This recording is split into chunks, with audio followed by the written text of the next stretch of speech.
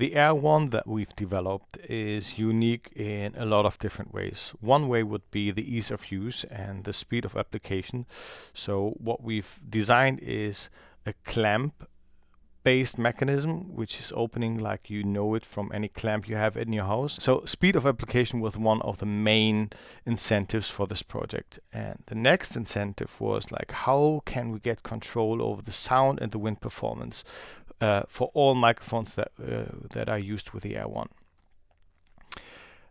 One of the things we did is we added a little mic stop. So you apply the microphone and the microphone is always stopped in the perfect sweet spot of the wind protection. So it is in the ideal position and furthest away from the fur and the wind.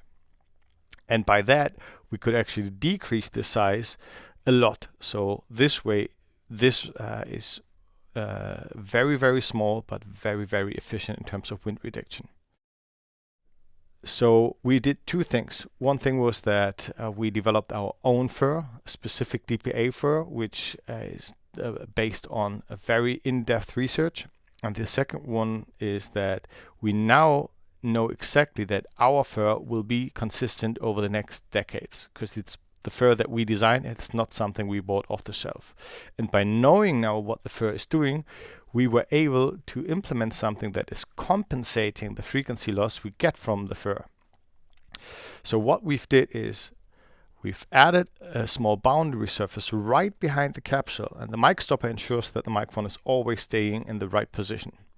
And that boundary surface is increasing some of the frequencies of your frequency range.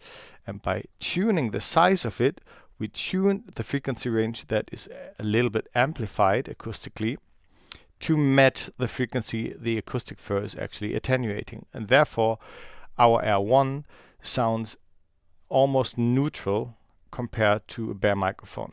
One more thing that we've added to ensure that the wind protection is always consistent is the arches, or are the arches. They ensure that the fur is always spaced out. So no matter what you do, if you carry it around and it's a little bit squeezed, the arches make sure that the fur will be spaced out, and you always have a precise and very consistent air volume around the microphone. So what we've did is we made sure that the microphone is in the sweet spot to give you the best possible wind reduction. We are compensating for the high frequency loss of the fur. And we made sure that the microphone is not wandering around because you handed it over to a talent, and the talent is touching the clothes and the wardrobe, and therefore the microphone can move inside the windshield. And so we basically made sure that you always have a consistent performance of your wind protection.